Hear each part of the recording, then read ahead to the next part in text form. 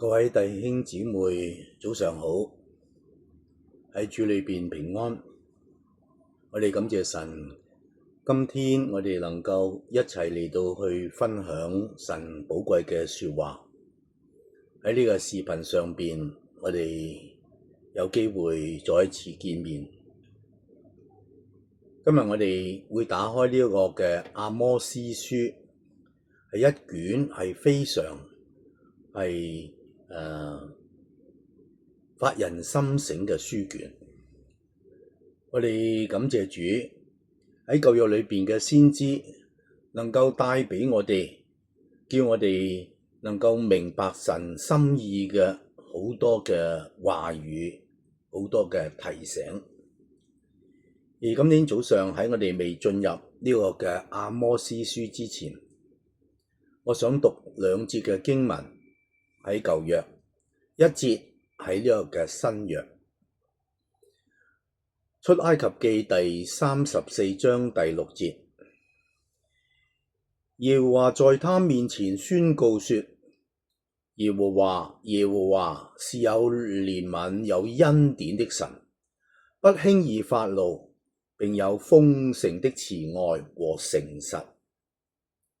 34章嘅第7節，為千萬人存留慈愛，赦免罪孽過犯和罪惡，萬不以有罪的為無罪，必追討他的罪，自父及子，直到3、4代。然之後我哋睇加拉太書第6章嘅第7節，不要自欺，神是輕慢不得的，人種的是什麼，收的也是什麼。願神賜福俾我哋讀佢自己寶貴嘅說話，我哋做一個嘅簡單嘅祈禱。天父，我哋感謝你俾我哋能夠打開你嘅話語，聖經就係你所默示，亦都係我哋每一個人所需要。我哋求你使用呢一個嘅小時嘅時間，讓弟兄姊妹嚟到進入呢個嘅阿摩司書嘅裏邊，學習從你而嚟嘅教訓，並且喺我哋嘅生命上邊，我哋能夠係信服遵行，以致神你得着一切嘅榮耀。我哋嘅生命係得着呢個嘅成長，榮耀頌讚歸俾你，奉主耶穌寶貴嘅聖名，阿門。我哋打開呢個嘅阿摩司書嘅時候咧，我哋就讀到呢個名，佢係阿摩司，就係一個嘅提哥亞人，佢喺嗰度曾經係當牧人，亦都係咧係修理桑樹嘅。我哋從呢個嘅第7章第14節，我哋就明白到佢嘅背景。呢度講過阿摩司對亞瑪謝說：我原不是先知，也不是先知的門徒，我是牧人，又是修理桑樹的。後來耶和華召他出來作以色列嘅先知，呢個係喺第15節嗰度。耶和華選召我，使我不跟從羊群，對我說：你去向我民以色列說預告。神係要佢去到佢嘅百姓嘅當中，係要佢去說預言，話俾佢哋聽將要發生嘅事。阿摩司佢嘅職事嘅年份呢，就喺公元前嘅760年左右，直至到呢個嘅公元前嘅753年。呢段時間呢，同埋呢個嘅以利亞帶領以色列人得勝巴力嗰個嘅事件相隔嘅時間呢，大約係有100幾200年嘅時間。換句話講，係喺呢個嘅以色列猶大佢哋嘅復興之後嘅100多年之後嘅事。所以我哋嚟到阿摩斯嘅年代咧，我哋就係認識到喺呢一度以色列人咧，佢哋再一次嘅慢慢嘅退後啦。佢哋喺當時係背棄咗神同埋大衛所宣立嘅約。以色列人佢哋叛逆、自誇、狂傲，以為自己係神嘅選民，有呢個相當高嘅權利，佢哋就唔會係遭到任何嘅災禍。當時嘅情況，佢哋係用嘴唇係親近主，但係個心呢，卻係遠離主嘅。從聖經裏邊，我哋見得到佢哋嘅行徑係非常嘅自私，佢哋係充滿貪婪，做咗好多唔道德嘅事，又係欺壓呢啲嘅窮人。喺國裏邊呢，係根本係冇呢個嘅公平公正嘅事。喺呢一種嘅環境，喺呢個國裏邊所發生嘅呢啲嘅事情，神佢就呼召阿摩斯，係叫佢嚟去警告呢啲嘅以色列人。警告佢啲咩呢？就係災禍好快脆會逼近啊！清楚嘅係話俾佢哋聽，以色列將會係被擄呢件事情。亞述嘅大軍巴比倫將會咧係將呢啲嘅以色列人咧係帶走，係擄去。呢個係以色列歷史裏邊嘅一個黑暗嘅時代。但係神差遣呢個嘅阿摩斯預先嘅係話俾佢哋聽，讓佢哋可以係早日嘅係知得到，並且係悔改。我哋感謝神，我哋讀聖經嘅時候，雖然讀到總共係有8章阿摩司書裏邊嘅一啲好黑暗、一啲好悲哀嘅歷史或者係預言，但係咧喺第9章嗰度咧，我哋係讀到阿摩司佢預言到將要臨到嘅拯救，神要將佢哋係救拔出嚟。咁我哋喺呢個嘅阿摩司書嘅第9章13節嗰度，我哋讀到咁嘅說話，耶和華說：日子將到，耕種的必接續收割的，採葡萄的必接續撒種的，大山要滴下甜酒，小山都必流奶。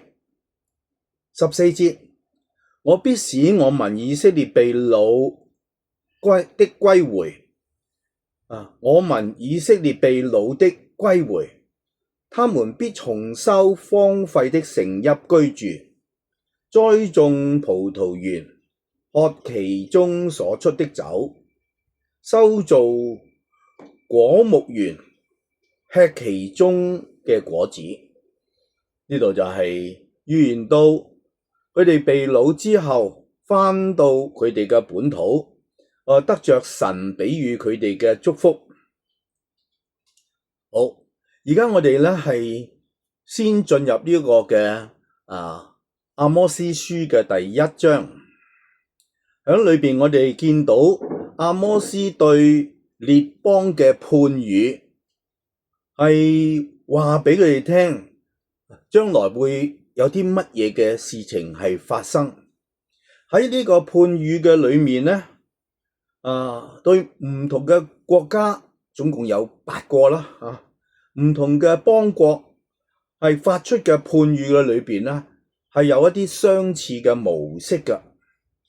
而家我哋係睇一睇呢啲相似嘅模式究竟佢哋有咩相似嘅地方？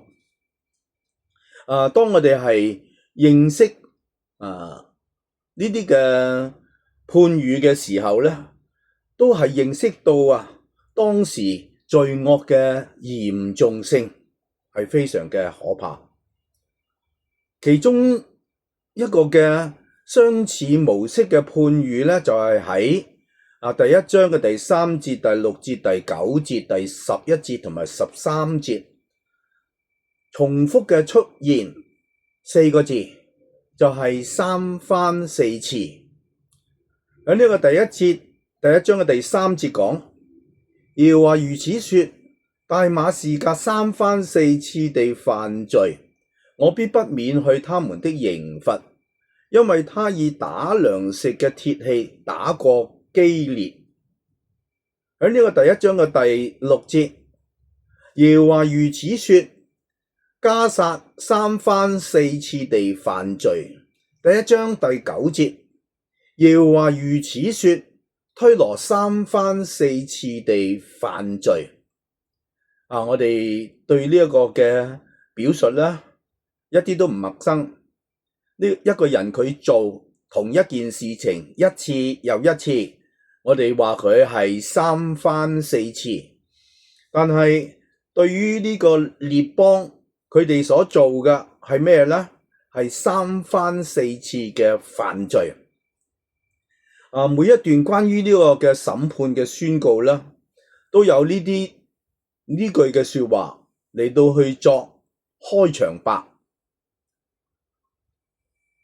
巴斯特弟兄佢係解釋呢句希伯來嘅言語嘅時候咧，佢係咁講，佢話呢句話咧唔係直接指3同埋4呢兩個嘅數字，而係指嘅係好多好多，多到點樣咧？係多到唔能夠係再多。嗰啲人嘅罪惡已經係多到係沒頂係遮過個頭講白啲咧，就話佢哋已經係偏離咗太遠啦。佢哋完全係傾向呢個嘅罪惡嘅事情。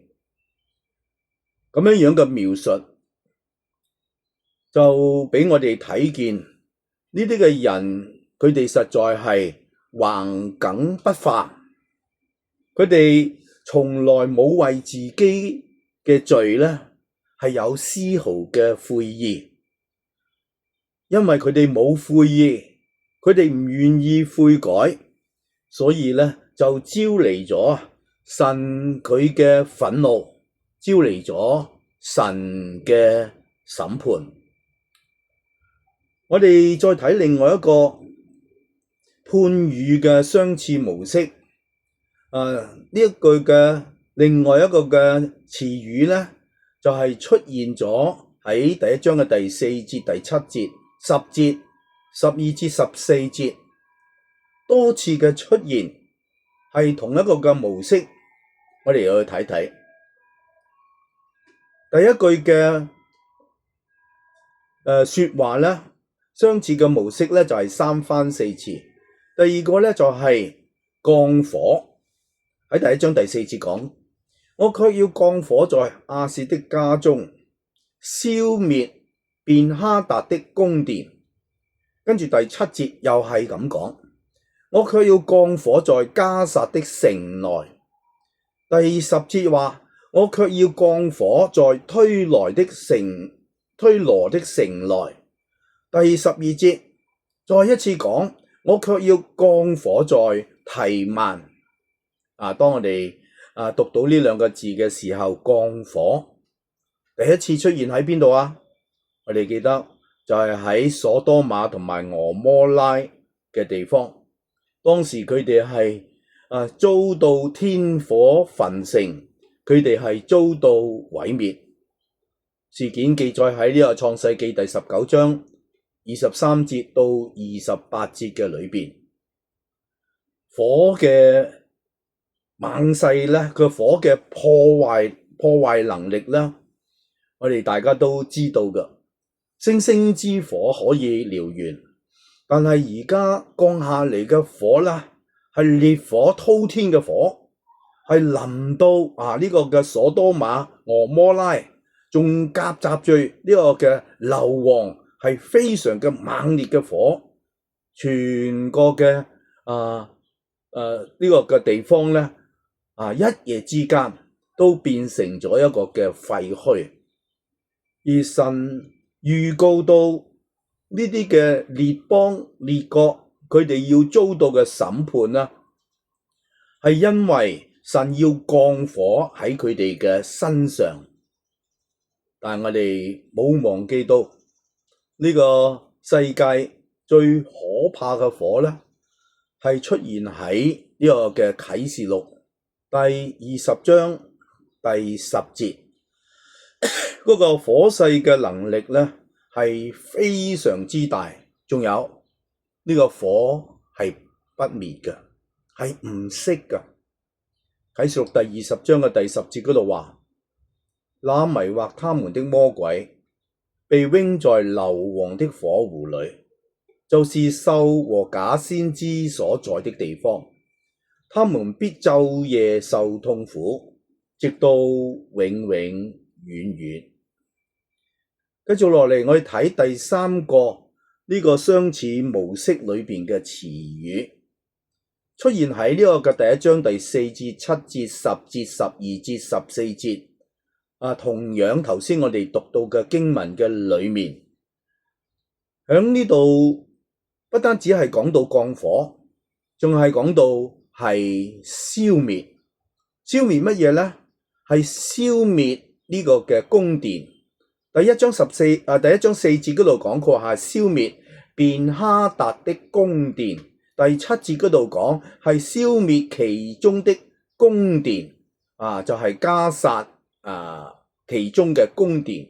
第10節係講佢話消滅其中的宮殿。我哋讀到呢個嘅消滅嘅係宮殿，唔係平民老百姓嘅房屋，係其中呢個嘅推羅嘅宮殿，加撒嘅宮殿，提曼嘅宮殿，或者係波斯拉嘅宮殿。宮殿居住嘅人呢，當然係國家一啲嘅領導，或者係佢哋嘅國王。呢啲人就係神要審判最嚴厲嘅對象。點解呢啲嘅領導嘅人或者係君主，佢哋受到最嚴厲嘅審判呢？係因為佢哋所承擔嘅責任呢係非常之重嘅。佢哋要為所有嘅人民嘅生命嚟到去負責。如果佢哋係做得唔啱，佢哋係害死有好多嘅平民老百姓。唔怪得知保羅亦都係提醒提摩太要為一切在上有權柄嘅人係祈禱。呢句說話係記載喺提摩太前書嘅第2章嘅第1節。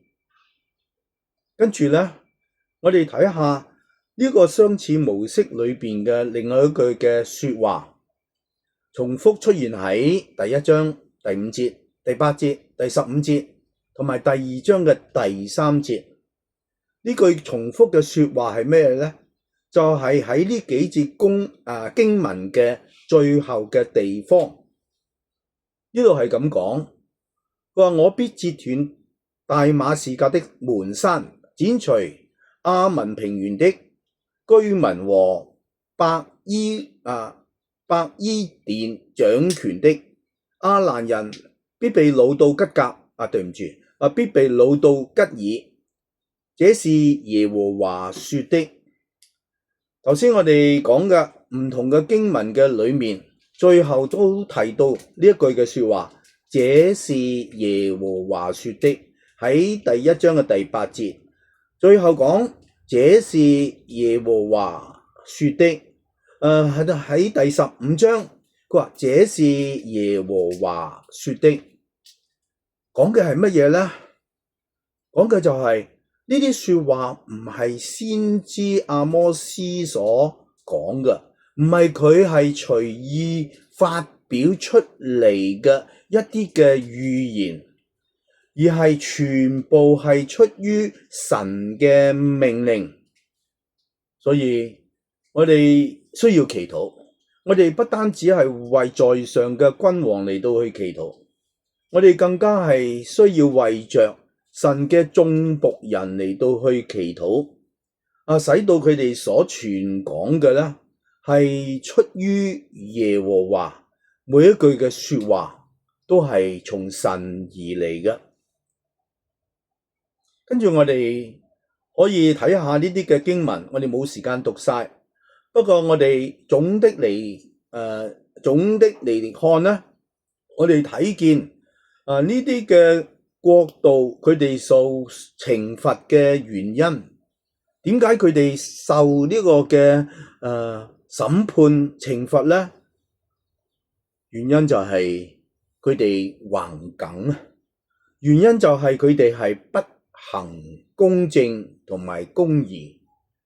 佢哋受審判原因就係因為神係公義嘅，佢一定係要施行審判，因為神係公義，所以我哋世人呢應該係謹慎，我哋要係為自己所做嘅事情嚟到去負上責任。好啦，我哋而家要進入呢個嘅第二章裏邊，睇一睇猶太人佢哋嘅橫梗。或者我用4個字嚟到講，就係佢哋嘅冥頑不靈。喺第二章第4至到16節裏邊，首先我哋會睇到㗎喇，就係猶大嘅罪，記載喺第4、第5節，請聽我讀。耶和華如此說：猶大人3番4次地犯罪，我必不免去他們的刑罰。因為他們厭棄耶和華的訓誨，不遵守他的律例，他們列祖所隨從虛假的偶像，使他們走迷了。第5節，我卻要降火在猶大，消滅耶路撒冷的宮殿，因為佢哋所犯嘅罪，所以佢哋受到神嘅譴責，主要嘅原因係因為佢哋係藐視神嘅訓誨，藐視神嘅律例，佢哋係偏向偶像。佢哋係乜嘢人？呢度講佢哋係蒙大恩嘅猶大呢個嘅支派，佢哋竟然係做咁嘅事，佢哋蒙咗咁大嘅福氣。我哋知道主耶穌基督佢都係從呢個嘅支派係而出嘅，真係叫人好難係明白佢哋咁得着神嘅眷愛，佢哋竟然係去藐視神嘅訓誨律例同埋偏向偶像。當然呢啲嘅事情係俾我哋一個提醒，我哋都要諗下，我哋究竟係做緊啲咩嘢呢？我哋會唔會係重蹈覆轍，係走呢個嘅猶大人嘅舊路呢？跟住我哋又睇下，唔係猶大，而係睇下以色列人嘅罪。記載喺呢個第2章嘅第6節，耶和華如此說：以色列人3番4次地犯罪，我必不免去他們的刑罰，因他們的銀子，因他們為銀子賣了義人，為一雙鞋賣了窮人。他們見窮人頭上所蒙的灰，也都垂涎。阻礙謙卑人的道路，父子同一個女子行淫，褻瀆我的聖名。他們在各壇旁鋪所當的衣服，臥在其上，又在他們神的廟中喝受罰之人的酒。呢段經文我哋可以花好長嘅時間，但係總的嚟睇，我哋見到佢哋所做嘅啦，或者我哋可以話係好荒謬嘅。我哋覺得佢哋所做嘅係好離譜嘅。喺第7節嗰度，嗰個嘅原文咧係講到，佢哋係將窮人嘅頭係踐踏喺呢個嘅塵土嘅當中，佢哋去飲受罰之人嘅酒，意思係乜嘢咧？係代表佢哋嘅生活嘅放蕩，終日係停留喺呢個肉體嘅糜爛嘅生活嘅裏面。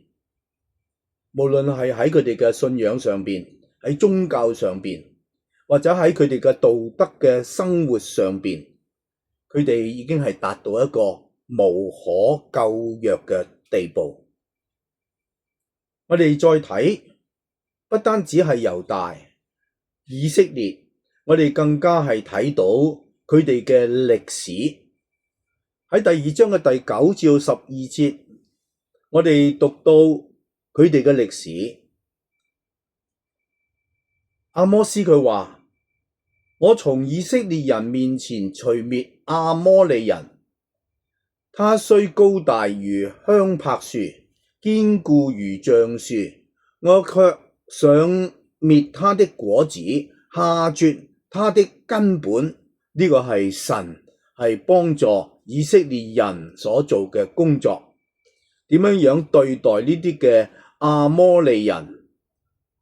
跟住佢話：我也將你們從埃及地領上來，在曠野引導你們40年，使你們得亞摩利人之地為業。11節，我從你們子弟中興起先知，又從你們少年人中興起拿細耳人。以色列人啊，不是這樣嗎？這是耶和華說的。神不單只係救佢哋出埃及，係帶領佢哋行經呢個嘅曠野，係得勝佢哋嘅仇敵，係得着呢個迦南嘅產業。仲俾佢哋係有神講神嘅話語嘅先知呢啲分別為聖嘅拿細耳人。神係咁樣係祝福，係呢啲嘅以色列人呢啲嘅事情可以係從佢哋嘅歷史裏邊咧係一一看見。結果點樣咧？喺呢個嘅第2章嘅12節，你們卻給拿細耳人喝酒，給拿細耳人酒喝，囑咐先知說：不要說異言。呢句說話真係好離譜。神俾予佢哋一個嘅律例，讓佢哋能夠去分別為聖歸耶和華。呢啲嘅拿細耳人，佢哋唔可以係吃葡萄所屬嘅物，從核到皮，所有呢個嘅葡萄出產嘅東西係唔可以係吃噶，係唔可以飲噶。但係你們卻給拿細耳人喝酒，係衝住係頂撞神嘅話語嚟到去做嘢，仲吩咐先知話咩咧？唔好講預言，唔好講神要你講嘅說話。阿摩斯佢知道以色列人嘅歷史，透過呢個歷史嘅記述啦，我哋能夠睇見以色列人佢哋真係忘恩負義。從佢哋所做嘅，佢哋係唔可以推諉佢哋嘅罪狀，因為有歷史係為證。呢一切嘅事情嘅發生喺佢哋嘅生命嘅裏邊，充分咁樣係反映咗佢哋對神嘅輕視，佢哋對神嘅藐視。我哋記得喺呢個民數記第6章，講到呢個拿細耳人，嗰度咧，所記述嘅事情，同埋佢哋所做嘅事情，係佢哋係行惡啊！佢哋行惡係成為咗一個嘅係真真實實嘅事實啊！佢哋禁止先知嚟到去宣講一啲神要傳俾佢哋嘅話語，呢種嘅禁止先知宣講咧，呢種嘅行為咧，正係表明咗佢哋嘅自以為是，佢哋嘅自傲，甚至咧佢哋坦然係同神係為敵。阿摩司佢嚟，佢將佢哋嘅罪係一一嘅嚟到去揭發，讓佢哋知道佢哋所犯嘅係令到神非常非常嘅係憤怒。當我哋讀呢啲經文嘅時候，我哋唔好單單就係一笑置之，覺得呢啲人真係蠢啊！點解會咁樣做？或者我哋只係一聲嘅嘆息，就係為着佢哋所做嘅同埋要付出嘅代價你到去講一聲，唉，佢哋點解咁做呢？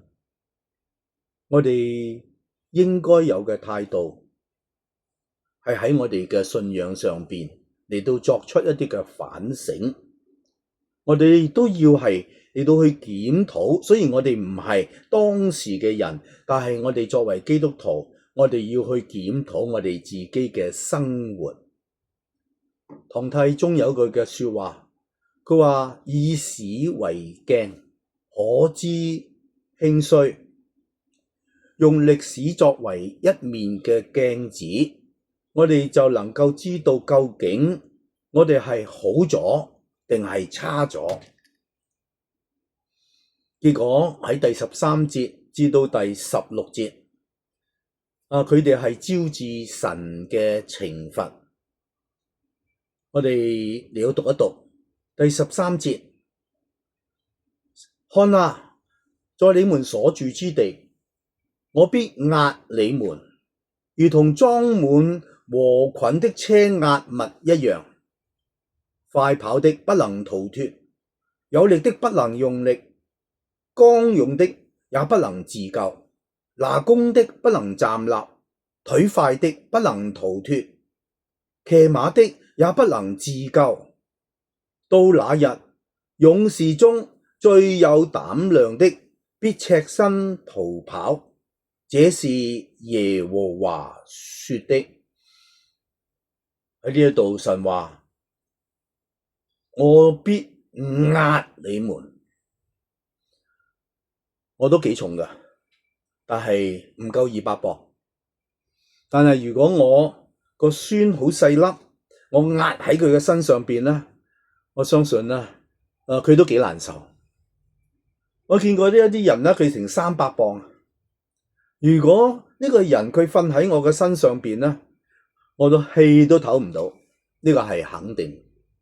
當然，龐然大物，一隻大笨象如果壓喺一個人嘅身上邊，係非常之可怕嘅一個嘅壓力，係咪咧？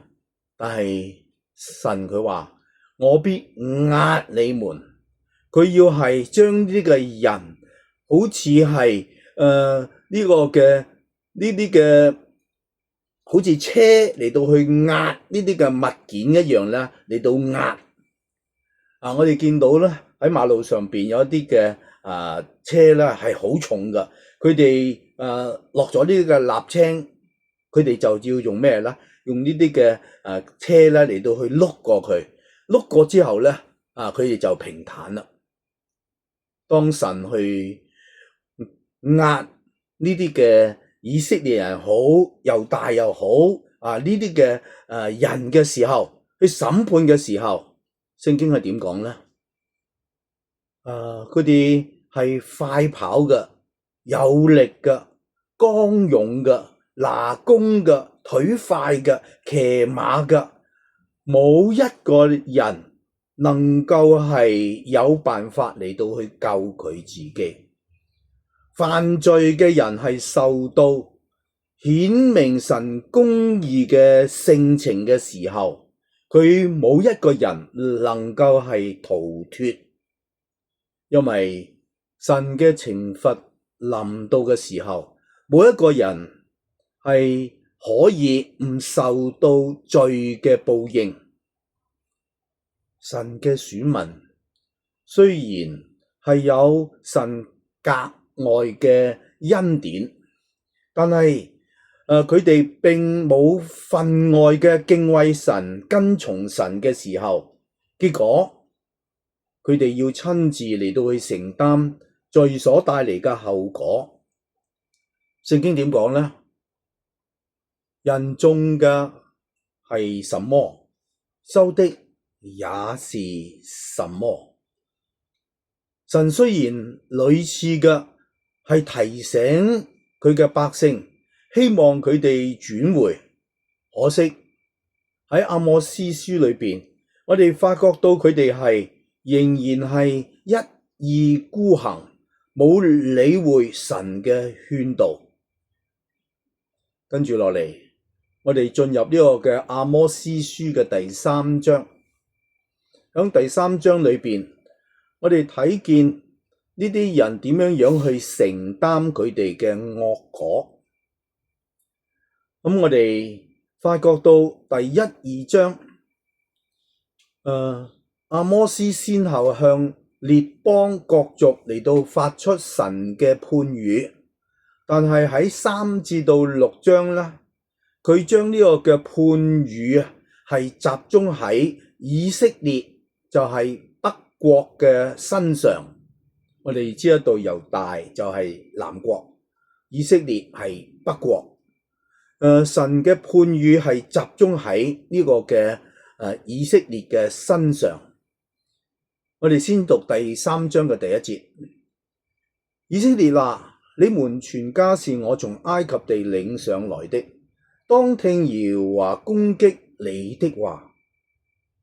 在地上萬族中，我只認識你們，因此我必追討你們的一切罪孽。喺呢一度，阿摩司先知佢提綱挈領嘅係宣告以色列係要受到刑罰。原因係乜嘢呢？原因係呢一班係蒙救贖嘅子民，佢哋乃係神從埃及救出嚟嘅百姓。喺呢個救贖同埋引領嘅過程嘅裏邊，神親自嘅係作佢哋嘅帶領者、施恩者。係從佢哋嘅歷史上邊，我哋可以睇見，佢哋係唔能夠係否認嘅呢啲嘅歷史嘅事實。聖經話俾佢哋聽，佢哋係獨選之民，神係單單嘅係揀選咗佢哋。神冇將揀選嘅恩典係俾其他嘅國，唯獨係賜俾以色列民，係因為亞伯拉罕嘅緣故。呢個係佢哋亦都係佢哋被追討罪孽嘅原因，因為佢哋權利大，佢哋嘅責任都係大。所以我哋讀到呢個新約彼得前書第2章第9節嘅時候咧，我哋明白到我哋今日作為神嘅教會，我哋作為基督徒，我哋嘅責任，我哋嘅權利都係一樣咁大。我哋讀彼得前書第2章第9節嗰度講，唯有你們是被揀選的族類，是有君尊的祭司，是聖潔的國度，是屬神的子民，要叫你們宣揚那召你們出黑暗入奇妙光明者的美德。第10節，你們從前算不得子民，現在卻作了神的子民；從前未曾蒙憐恤，現在卻蒙了憐恤。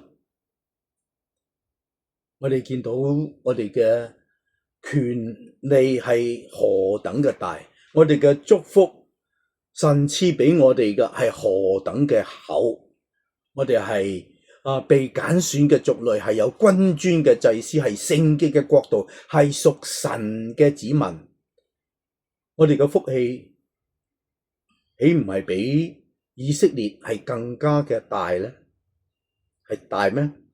我哋係屬天嘅，以色列只不過係屬地。所以以色列國佢哋嘅遭遇咧，係引嚟咗一啲比喻嘅說話。阿摩司用咗係應該係7個嘅比喻，係話俾佢哋聽，佢哋必定咧係會有呢個遭報嘅日子。喺呢個嘅阿摩司書第3章嘅第3節呢度講，二人若不同心，豈能同行呢？